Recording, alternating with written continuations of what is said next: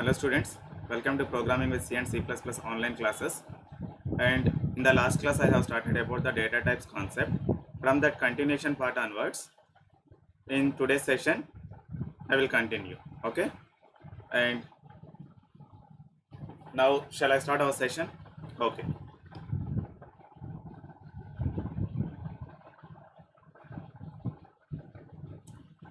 So actually the data type definition we have to see right now again one more time. So C data types are defined as the data storage format that a variable can store a data to perform a specific operation. And carefully observe, here I am creating one x variable to store 10 data, to store the 10 value. If you want to store this 10 value, if you want to store data, compulsory one variable must and should be required. But if you want to create any variable, before we need to give one data type also. One data type is also. Why data type required? If you write like this in the statement, if you write the statement like this in your program, while the program is running time, immediately the memory will allocate by the int data type. But how much? According to my operating system, I have 64-bit operating system, so 4 bytes of memory it can occupy. Why it can occupy? Because of my operating system. In my laptop I have 64-bit operating system, so that's why 4 bytes of memory the int data type can occupy. The int data type can allocating. For what purpose? X variable purpose. And after that the 10 value store inside the memory. Why this much process is going on? Actually the memory is allocating at where? In the RAM memory. So each and every program, if you want to, after writing part is over, and after compilation is also over. After that you want to execute where you have to execute in the RAM memory. Because of RAM memory, after execution completion, the temporary file it will delete by itself only. Okay, so if you execute instead of RAM memory, if you want to use hard disk, if you want to use permanent memory, then that memory, that that file temp is not deleted by the hard disk, because of hard disk is permanent storage memory. Compared to RAM memory, hard disk is permanent storage memory. But the temp file deletion responsibility need to take by the programmer only. Okay, so that's why permanent memory is not suitable for execution purpose. Permanent memory is nothing but hard disk memory is not suitable for programming language files execution purpose. Not suitable. Why? If you want to save, if you want to use that permanent memory, that temp file after execution completion, that temp file you need to delete by yourself only. So that responsibility is also taken by the programmer. But coming to RAM memory, if the execution is over, if the program execution is over, RAM memory after completion, after the program execution completion is over, the RAM memory will delete by itself. So it will not wait for the programmer instruction. So directly it will delete. So that's why RAM memory is very important. So while executing time, the int data type can occupy 4 bytes of memory according to my operating system. Because of in my laptop I have 64-bit operating system, so that's why 4 bytes of memory, the memory will allocate for the x variable. Int data type will allocating the memory 4 bytes of memory for the x variable. So if you have 32-bit operating system, instead of 4 bytes, 2 bytes of memory only it will occupy for the x variable, because of it's completely int data type completely depends on operating system, Windows operating system. Actually Windows operating system contain two types, 32-bit operating system and 64-bit operating system. If you have 32-bit operating system, for your x variable it will allocate only 2 bytes of memory while executing time. But if you use 64-bit operating system in your laptop, then instead of 2 bytes it will occupy 4 bytes of memory for the x variable. After that, whatever the data value we have assigned with the x variable, that data value stored into the x memory, which is the memory address it has assigned, which is the memory it has allocated. Inside that memory, that data it can store like this. The 10 value stored at where? Inside the memory. Okay, So 4 bytes of memory it can allocating for the x variable. After the data value can store inside the x variable memory. Okay, so like that the data type is using functionality. The data type functionality is like this. So without a data type you can't create even one variable also you can't create, and one function is also you can't create, and one pointer is also you can't create, and some extra enums, some extra features, arrays also you can't create, because of all are depending on data types. Without a data type you can't write the program, and you can't compile the program, and you can't execute the program. That much importance we have for the data types. Understood? So don't ignore, this is the simple concept. So data types concept is very important concept. So without a data type we can't use the programming language, C programming language. Okay, right. Now coming to the concept, in the last class I have completed some portion. What is data type, what is the use of data types, and how many types of data types also I have completed. Primary, primitive data type, derived data types, user defined data types. So in that, primitive data types again classified into 3 types, nothing but integral data type, floating point data type, void data type. So again integral data types classified into 2 types, integer data type, character data type. Okay, so in that integer data types has completed, and now we have to know about the character data type. This data type is used to store a character.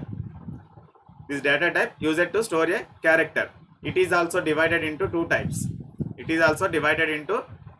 They are unsigned character, signed character. Unsigned character, signed character. Carefully observe here. And in the last class, for the whole numbers purpose, we have to see the number related data types. After that, characters.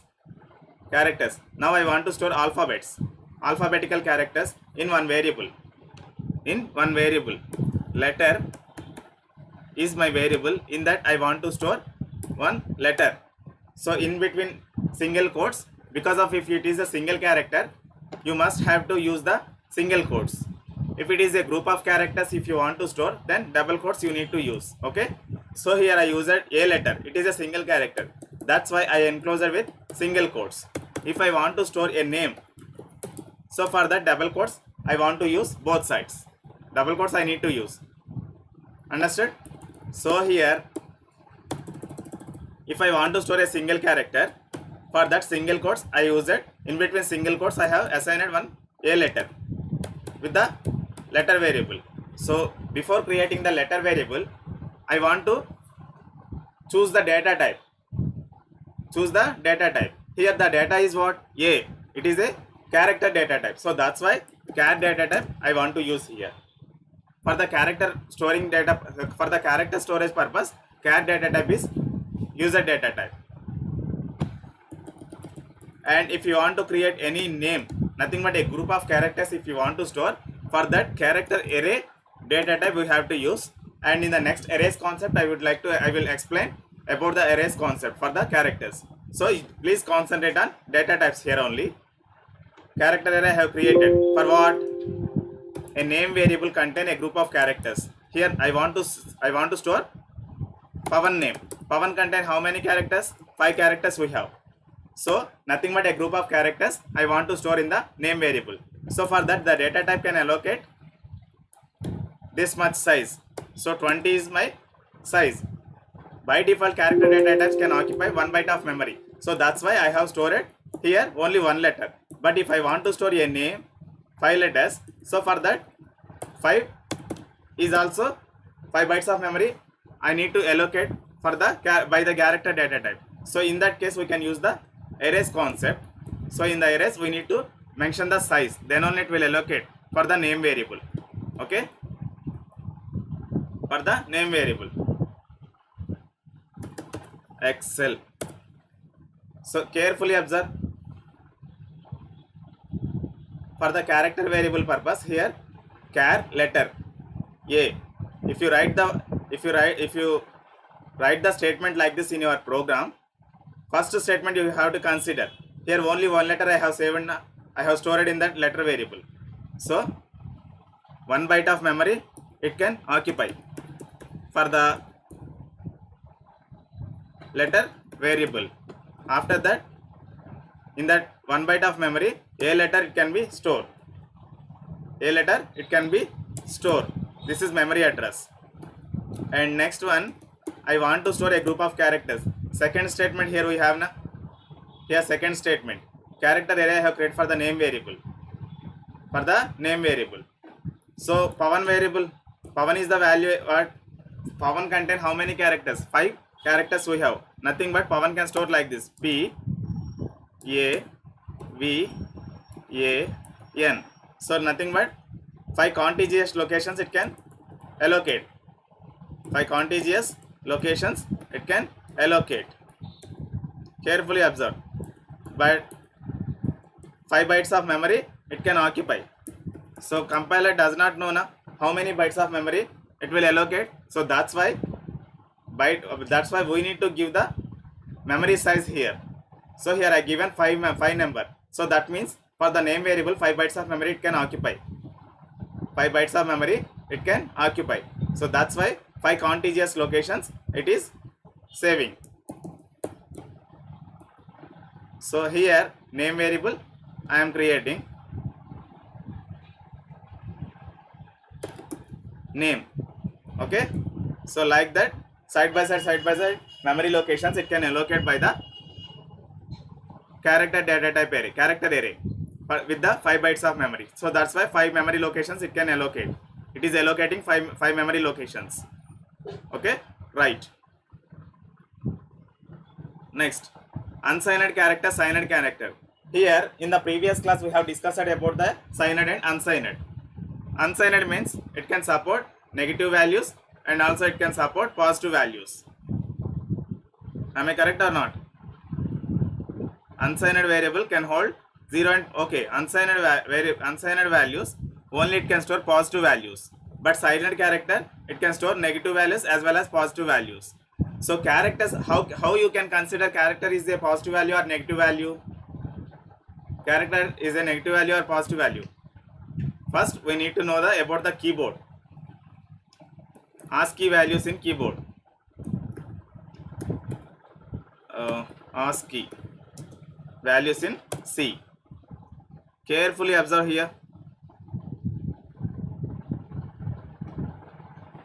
So here the letter is what? A letter internally converted to 097 because of that is the ASCII code. Okay, nothing but if you use any letter internally it can convert with the number. It can convert with the number only. So like that each and every letter contain one number. Carefully see here. So for each and every, so like that in our keyboard how many characters we have? All alphabetic letters and special symbols and functional keys, some numbers, some brackets. So in our keyboard, so these many letters, these many switches we have. Okay, so each and everything internally it can, the behind it can convert like a number. Okay, either it is a positive number or it is a negative number. Each and every key contain one number. Maybe it may be a positive or it may be a negative. So in that case the signed or unsigned is also work like that. Okay, if you use signed character then that related number it can support. Okay, if you use unsigned character, that related character it will assign. So characters also internally behind while executing time it can convert like a numbers. Either it may be a positive or it may be a negative. But for our understanding purpose it will show again written with the letter format. Okay. Next, floating point data type. This data type is used to store real numbers, nothing but decimal numbers. In the previous class we have discussed about the numbers concept na. In the numbers, I mean integer data types, what are the numbers it can it has to be stored? Only whole numbers. Without a fraction part, only whole numbers it can support. But if you want to store any floating point values, in that case we have to use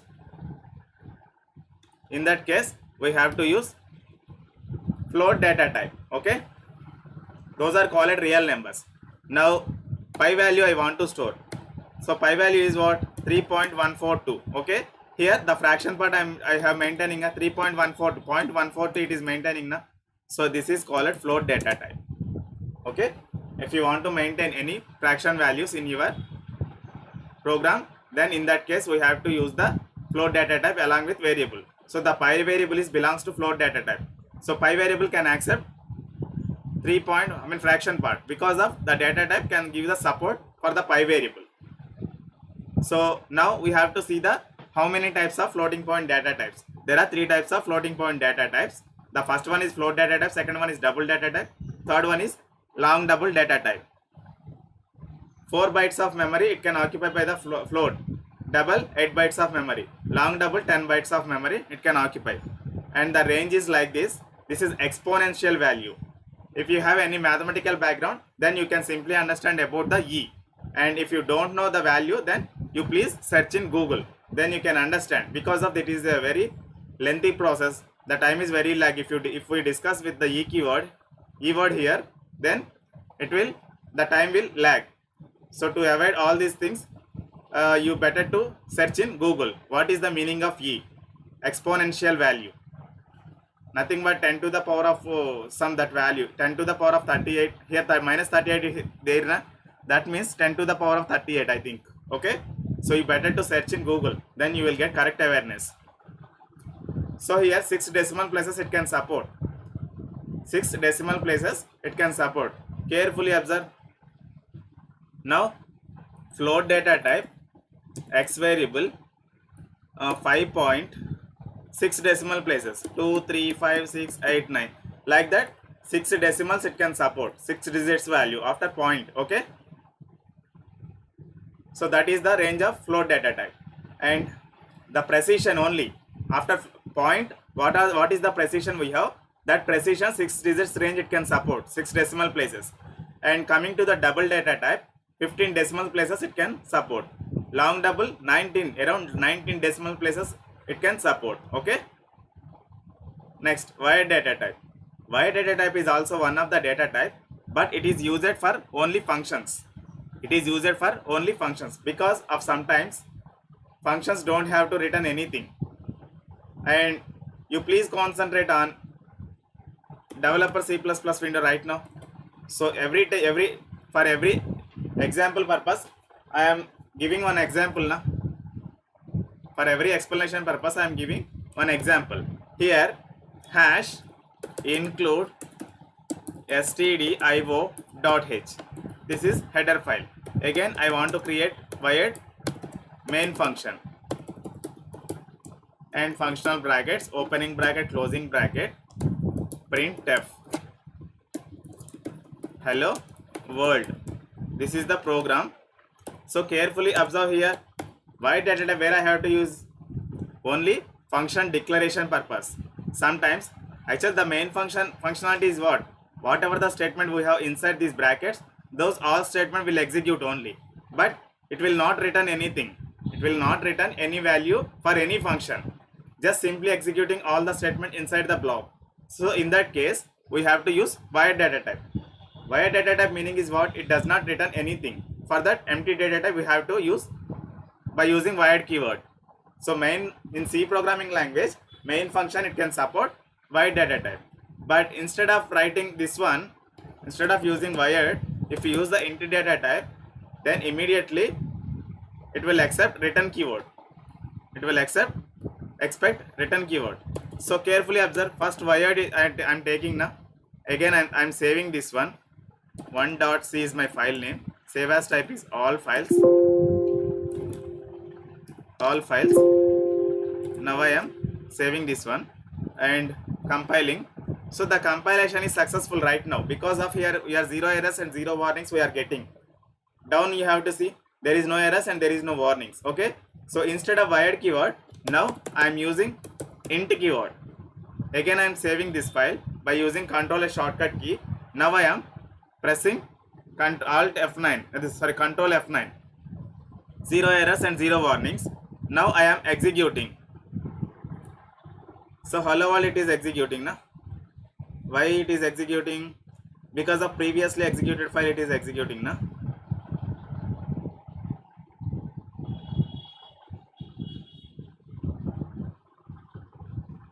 Carefully observe here. Hash include stdio.h. So here int main open bracket closing bracket printf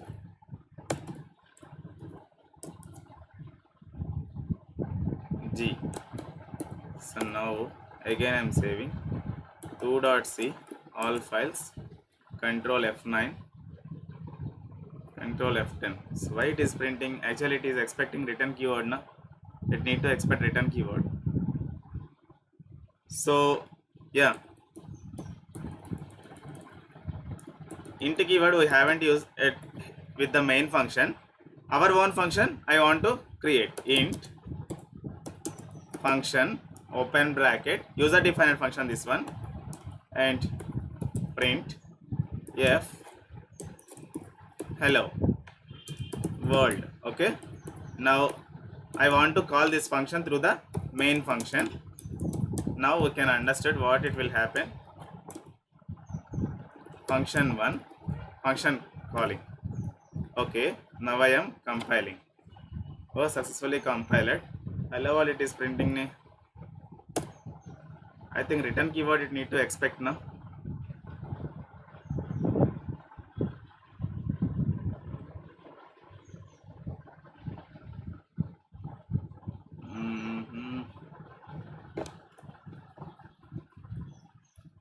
Wait, int x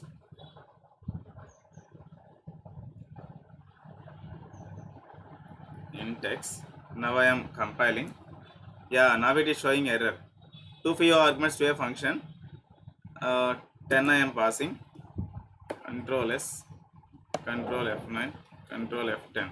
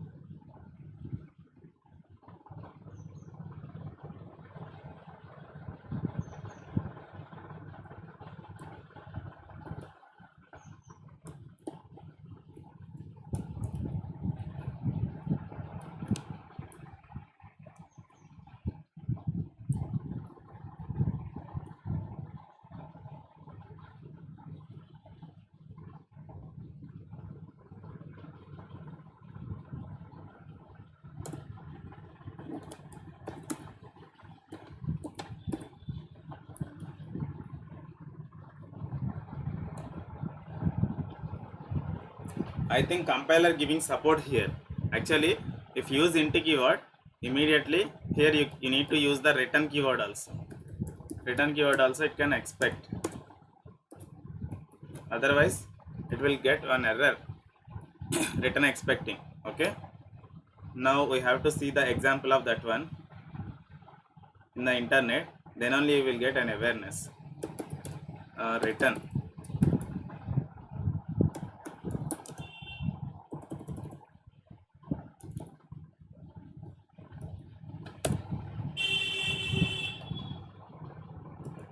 Return in C.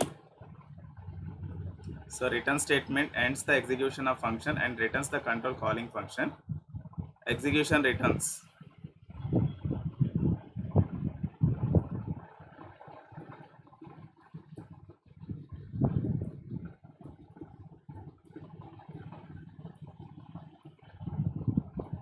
Yeah. Sorry, not required to search here. Wait.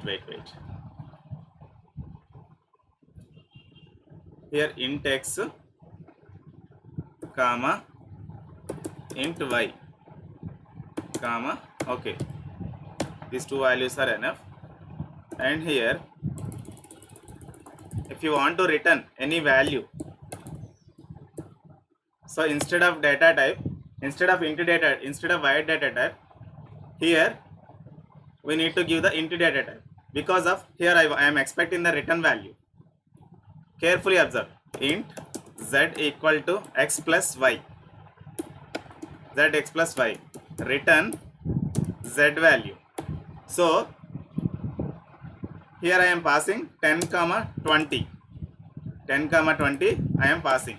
So these two values is carrying to from here to here. Then x value becomes 10, y value becomes 20. After that int z equal to x plus 5. So the 30 value will some operation is going on here. X plus 5, 10 plus 20 is the 30 value. After calculating some operation, the value which is the value it will get, then that value can store into the z variable. After that the return keyword return to the z value to function. Here we need to store again int a equal to function. So after returning that value can store into a that one. Here I want to print. So in that case we can use that one a. Now carefully observe the value is returning or not.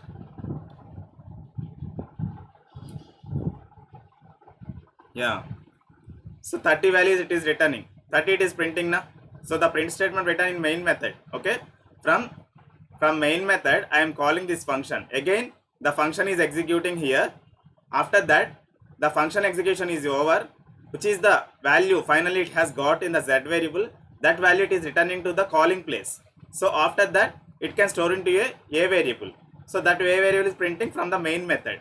So in that case we can use the data types. So if you want to if you don't want to return anything, in that case we can use the wired data type for the function. Okay. So wired here main with the main function, why I need to use the wired data type here? Because of while executing time, so these two statements will execute. It will not return anything for to any function. So it is collecting from other. It is collecting the values from other functions. So that's why wired data type I have declared.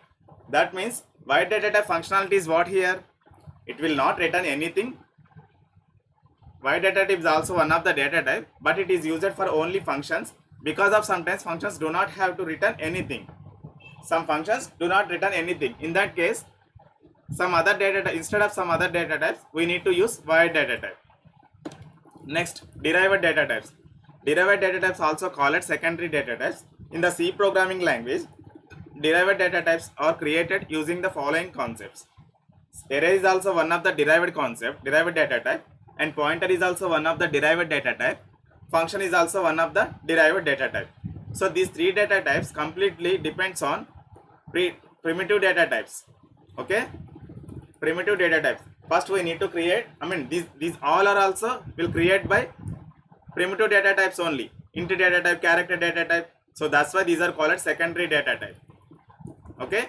Next, user defined data type means which is the data type defined by the user. Defined by the user. Then it is called user defined data types. Those are enum, structure, union. Okay. In the next coming classes, arrays concept we have, pointers concept we have to know, functions also we have to know. After that, enums, structure, unions, everything we have to learn with the brief description only. Okay. But not now. You here just you please concentrate on only data types. Okay. Primitive data types are very important, and derived data types, user defined data types is also very important. But in this time we don't have any chance to learn about these things. So in the coming classes, arrays, pointers, function, enum, structure, union, everything I will explain with the brief description. And data types concept is also over. And for your understanding purpose, if you want to know the size of your data type, for that size of operator we have to use. Size of operator we have to use. Now practically I would like to show for you. Here Control N I have pressed because of I want to take within new window in the developer C++ window. Here hash include stdio.h. So this is our header file, and this first data types demo, data types size demo, data type size demo. Compulsory comments we have to use, because of that is the document section, we have to use that one. And next, void main open bracket closing bracket and inside int x. Now I want to know the data type according to I want data type size. So for that one print statement I am writing printf percentile D. Next one is what? Int. Size of operator we have to use. Size of is the single word. Int data type I am passing inside that function. So next one, instead of that one,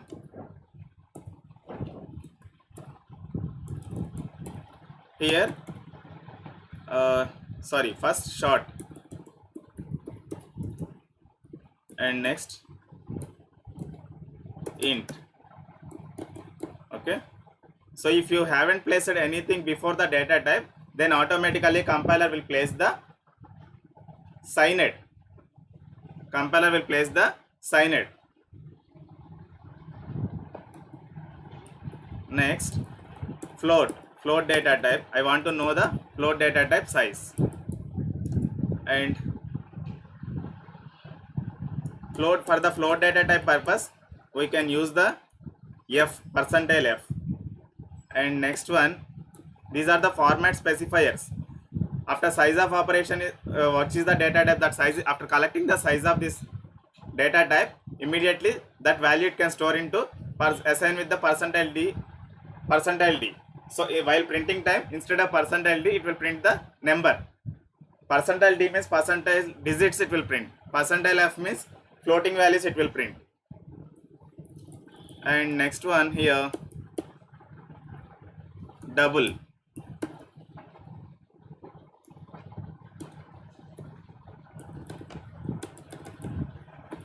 Long.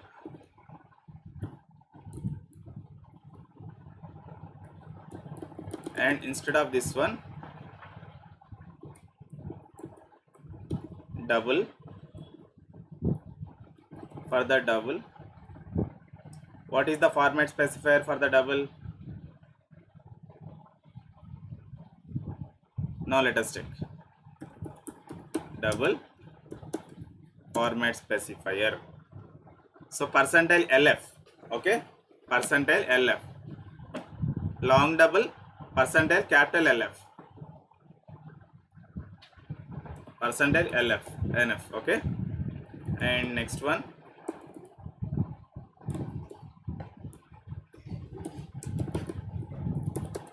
long double,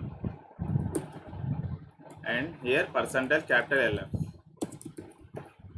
Okay, and now character data type is also we have to see now. Right, now we are checking the size of data types. Okay, so percentile C we can use, sorry, percentile D, because of here we are collecting the size now, so that's why. Now I am 2.c, save as type is all files.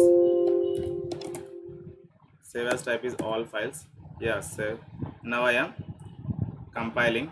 Yeah, successfully compiled. Now I am executing. Oh, why it is showing 244000? New line characters we need to use now. New line characters. Then only the line will break.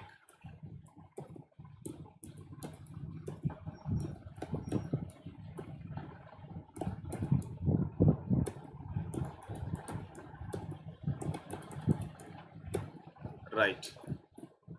Now again I am compiling, again I am executing. 2 bytes, 4 bytes, 4 bytes. Why it is showing 0.0, short into long? Okay, for the float purpose. Okay, for the float purpose, here also digits it is printing now. Bytes are only numbers, so that's why here we must need to use the only percentile format specifier. How many bytes it is occupying? Okay, but while printing the data type, that related format specifier you have to use. But here the data type size is what? All are integers, all are only whole numbers. So percentile D is enough to print all those things. So carefully observe. 2, 4, 4, 4, 4, 8, 16, 1. Okay, 16 is what? Long double size. So if you want to know the size of data type, then size of operator is very useful. So like this you can access the data type size. Now data types concept is over, and in the next class I will explain with the new hot topic. And today I'm going to ending this section. Thank you very much.